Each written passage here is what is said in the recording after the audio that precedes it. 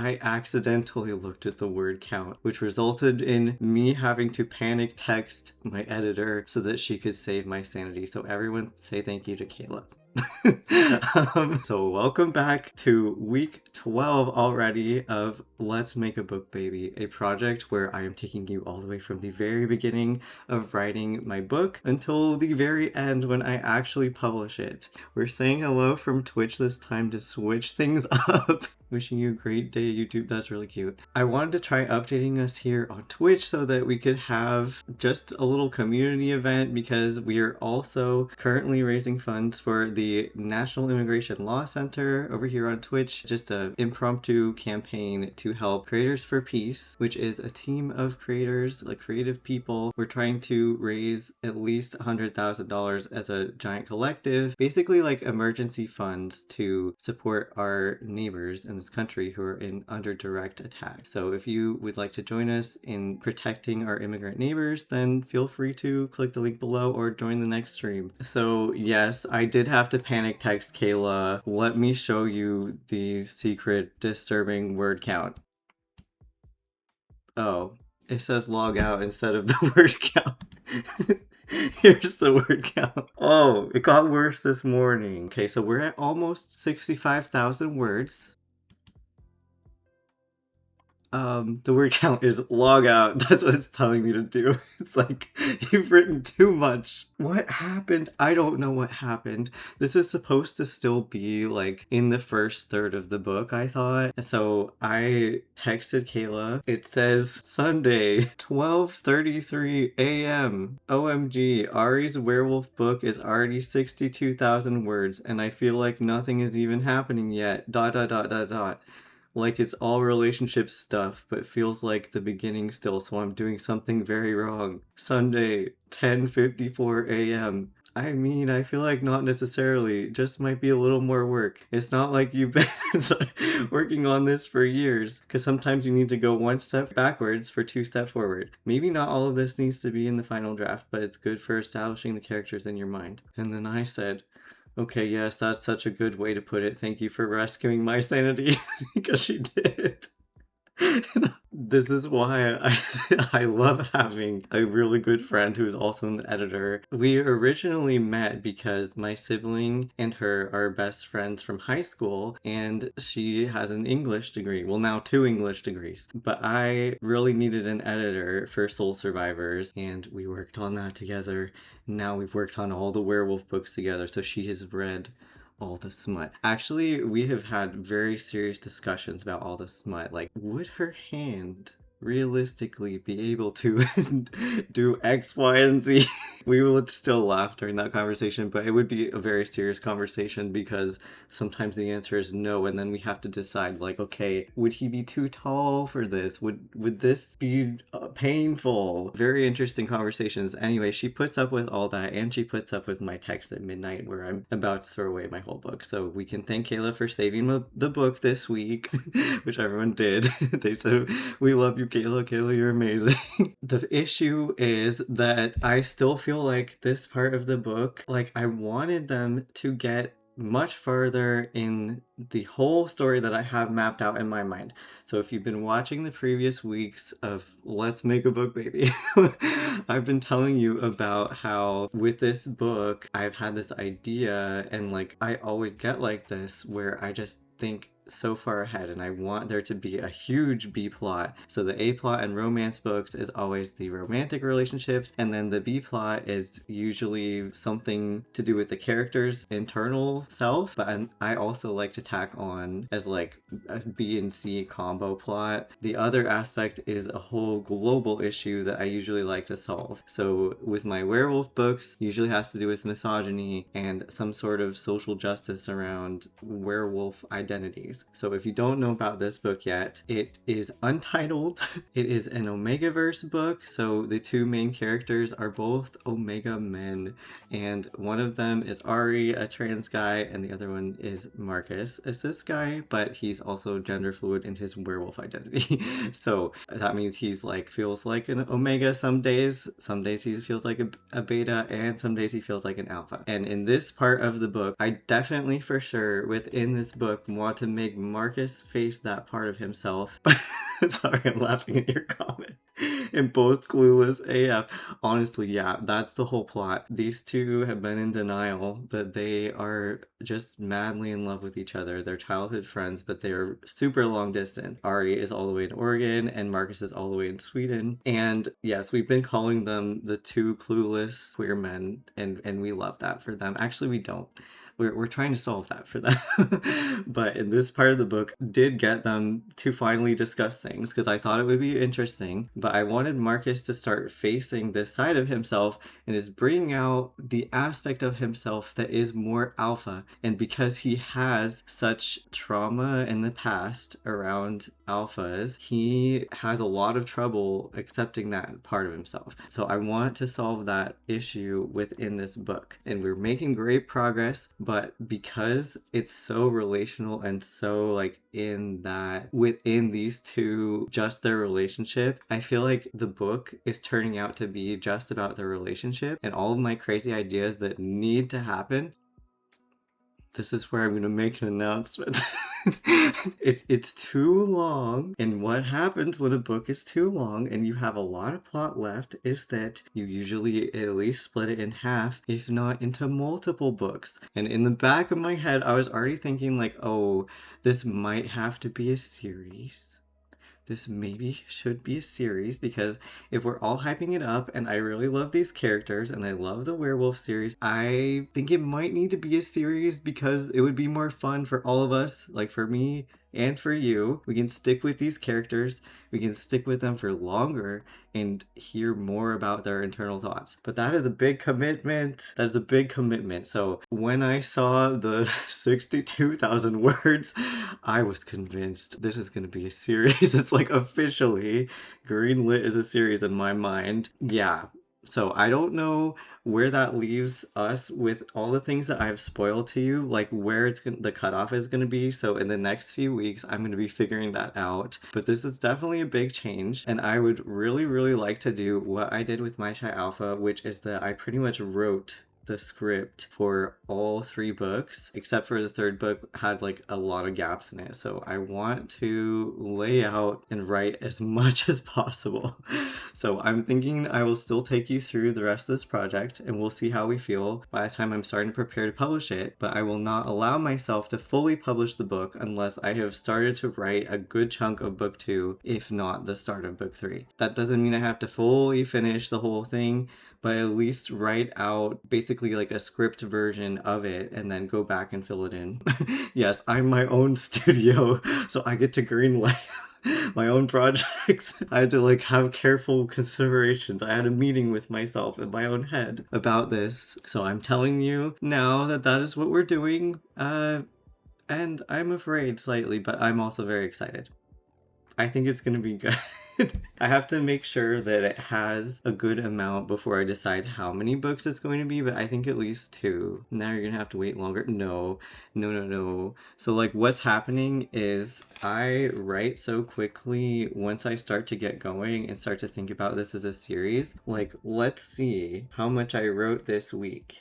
I wrote 14,000 words this week, and that was also between me having a very hard time. So I think that I'll be able to finish this.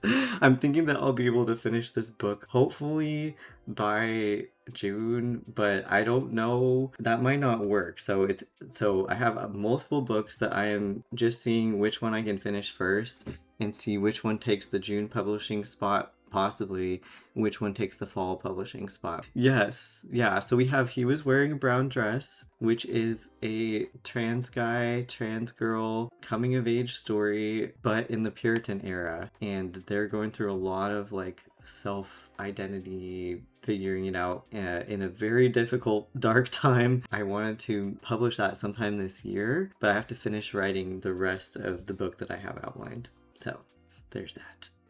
That one is still a contender. And I was thinking originally that I would publish book 1 of Ari and Marcus's story in that time period and then move on and publish He Was Wearing Brown Dress in the fall. But who knows? Because this book might be done very soon, and then I think I'll just start writing the second book as we're editing the first one. As long as I have a good half or more of the book written, I will be fine. But that's by June, so like I could still keep writing it as it's getting ready to be published, basically.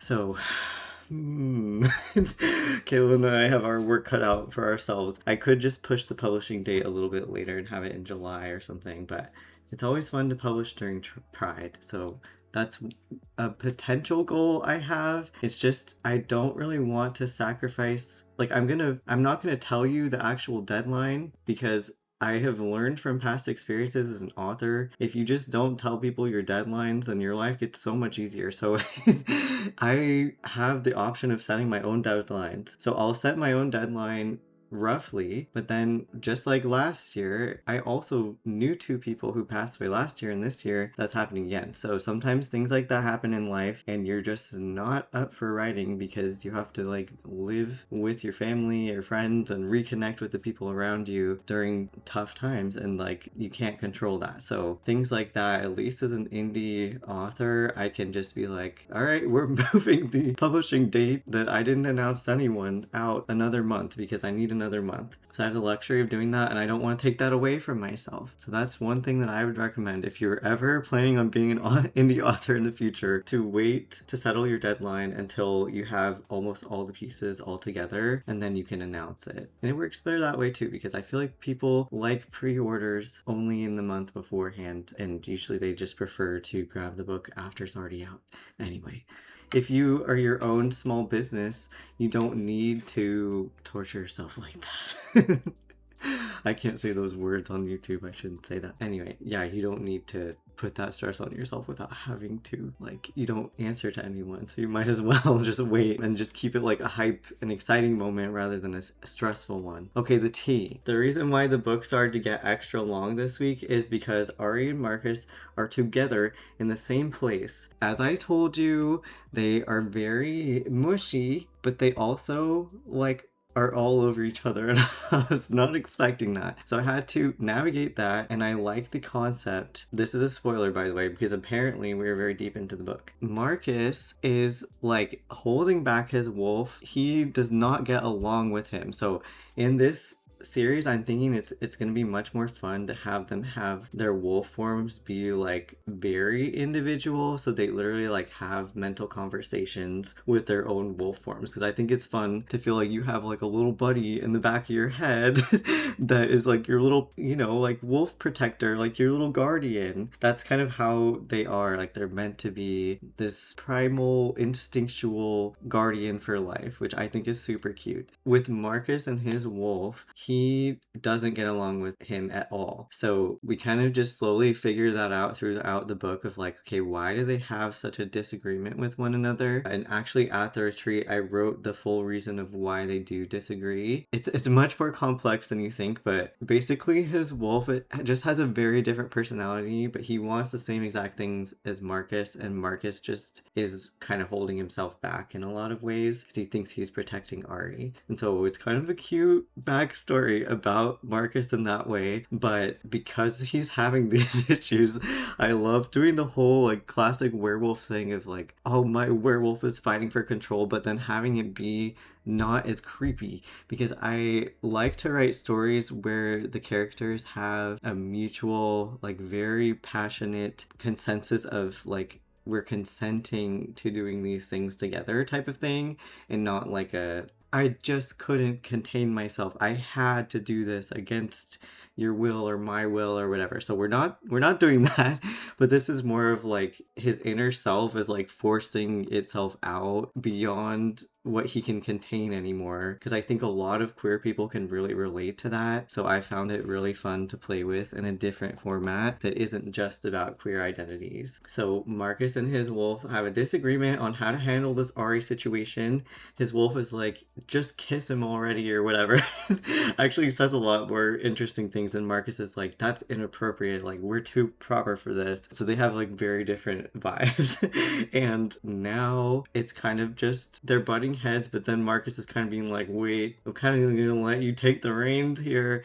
And so his wolf has much more of an alpha vibe, and we kind of realize that Marcus has a major issue with that, which I did mention last week, that he has issues with like accepting the alpha side of himself. He had like a traumatic incident with alphas. If you read the end of the previous series when he was a baby, you can understand why, because he was just a little baby. He doesn't understand all that was happening, and there were a group of violent alphas in that book who were trying to do some major harm, and like anyone would understand that even as a baby. Just as like a little bit of a spoiler, okay, so skip to this part of the video if you're on YouTube. Twitch, you're just gonna get spoilers, so you just have to mute me if you don't want to hear this. I wanted to make it in advance that Ari has a lot of compassion for little beings. So he is helping his mom run the PAX daycare centers. She was a preschool teacher in the previous series that was about her. Now Ari has an entire like standalone book that features his story with Marcus. Ari is helping his mom run this daycare that she ended up founding, which is a spoiler too for that book, but whatever. We're in the spoiler zone right now. He takes care of all these little ones every day, and so in one of the beginning chapters where we really get to know him better inside his own head, he's like helping these kids come to an understanding around one another while like holding this baby, because there's like all different ages of kids, so he's like helping conflict solve while holding this baby, and he's realizing that it's like not just their conflict that's being solved, but the baby's also learning from all their communication. And he like makes sure to point out like the babies are not just mindless little creatures, like they have feelings, they understand things, because you would be surprised how many people don't believe that, who are of this type of behavior that Marcus really doesn't like within alphas.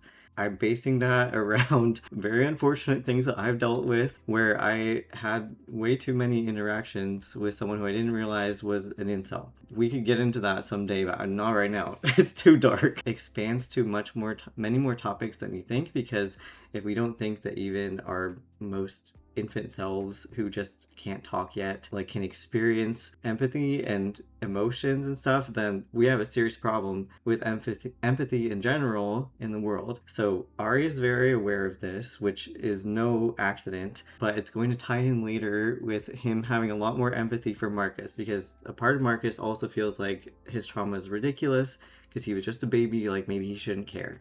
But Ari's like, of course you would care, like even if you don't understand what's happening structurally, like socially, it's still scary when you can tell other people around you are afraid. Like it doesn't matter how old you are or if you're nonverbal or anything. That's my little cute spoiler, because Ari has that empathy already for that baby and is making sure to point out like this baby understands our whole conversation despite not being able to talk or like understand much of English yet.